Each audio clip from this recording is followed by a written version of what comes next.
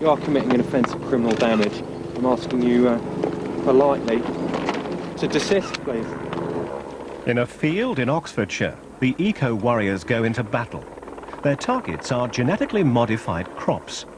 Green activists have declared war on genetic science and threatened to destroy hundreds of sites this summer. All the opinion polls show the public, too, is wary of the new technology. Concerns even stretch to the royals. Prince Charles says he wouldn't serve the new food to his family or friends. There are several anxieties that people have.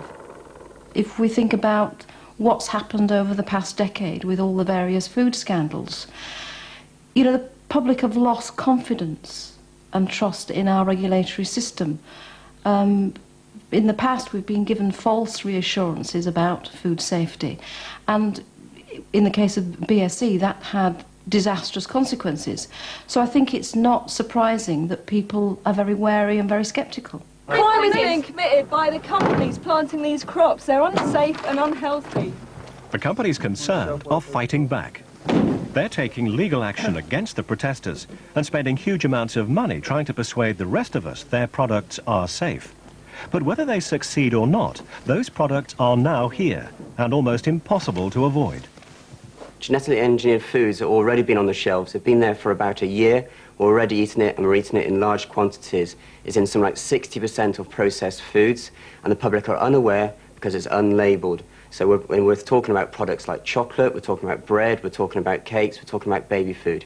It's in there, and we don't know we're eating it because it's not labelled at the moment.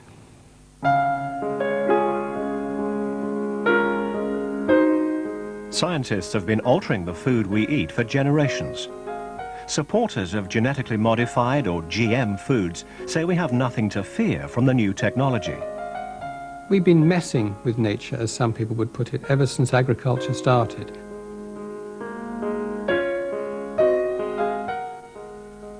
We've been producing improved strains of cattle, pigs, sheep, wheat, in order to make them more nourishing or easier to grow under different conditions. But that type of breeding might have taken many, many generations or even hundreds of years to improve the quality of the food material. Well, this is what supporters always say. But if you look at how we've produced food over hundreds of years, if not thousands of years, we've crossed two varieties together, for instance, a big tomato and a red tomato, and crossbred them to produce a big red tomato, if you like. But with genetic engineering, you can take genetic material from one species, like a fish, and put it in a totally different species, like a tomato. So you are actually producing new life forms and a totally new, different type of food. For the food industry, the potential of the new science is massive.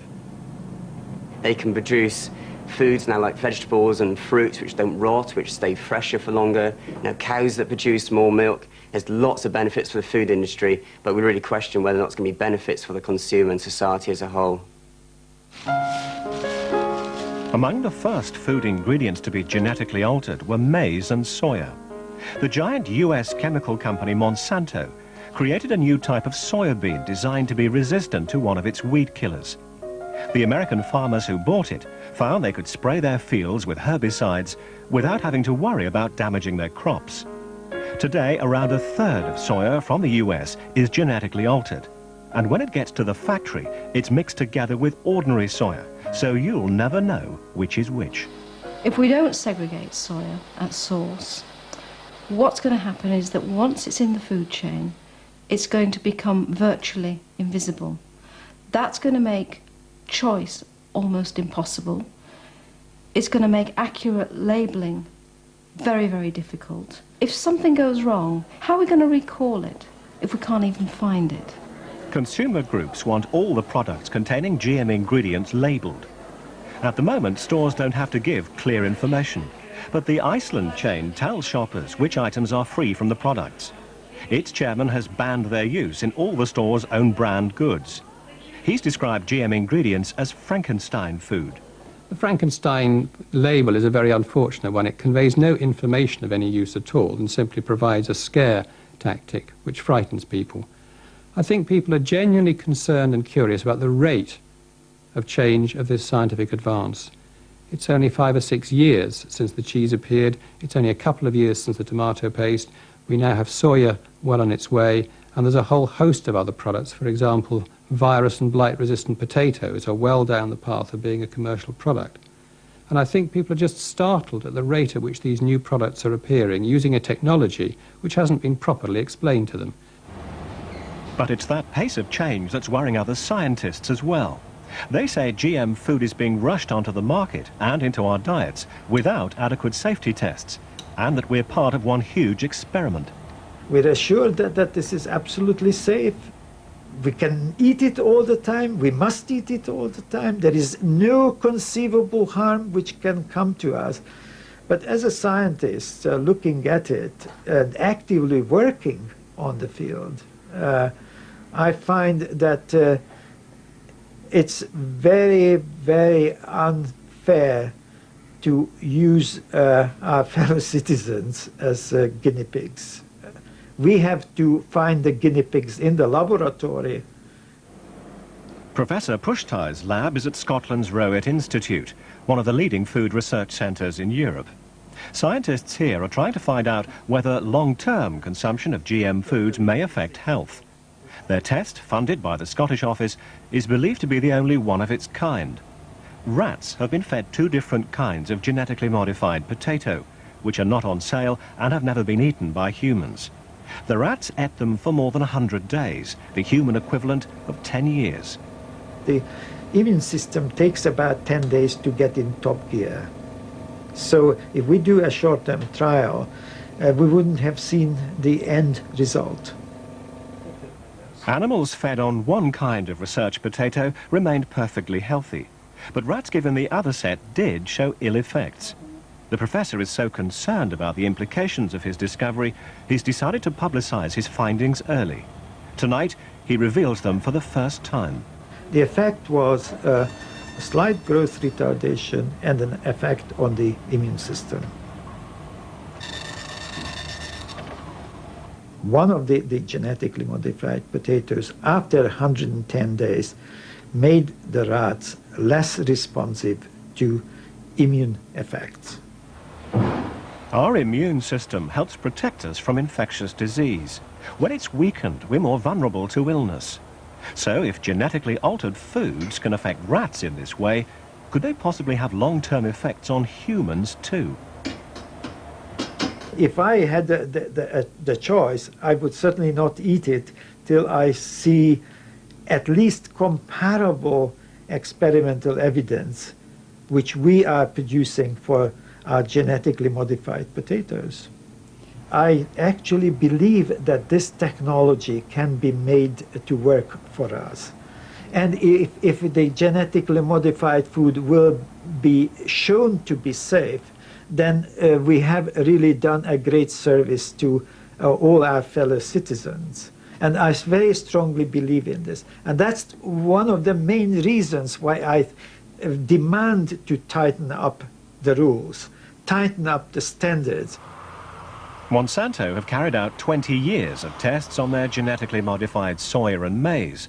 But they wouldn't tell us if they've carried out similar long-term feeding studies on animals. The company has embarked on a massive public relations campaign, including full-page adverts in national newspapers and a free public information hotline. But they've declined to appear in this program because they claim it will be unfair to them. The hotline, though, is there to give information and reassurance to the public. So we decided to call it too. Monsanto Information Line, how can I help there? And I'm hoping you might be able to tell me, what long-term studies have you carried out on feeding genetically modified soya to mammals? If you're calling as a journalist, I need to refer you to Alex Warfol, who's in our press and PR department. Right, so I can't get, as a consumer, as well as a journalist, I can't get that information from your information line. As a journalist, you do need to deal with Alex with any inquiry you wish to present. Right, so just to get this absolutely clear, the Monsanto information line cannot answer that question. I need to refer you to Alex, and as I said, I've given you his phone number, and he should hopefully be able to answer any question you have. Monsanto have called for a public debate on the safety issues surrounding genetically modified food. But when we finally reached their official spokesman, Dan Varakis, 2 hours later, he had no wish to discuss those issues with us. What long-term studies have Monsanto carried out on feeding genetically modified soya to mammals? We're happy to participate in any discussion about biotechnology that is fair and presents all sides of the story. I've said all that I can say here. There isn't anything else I can add to this conversation, so thanks, but I really must be going.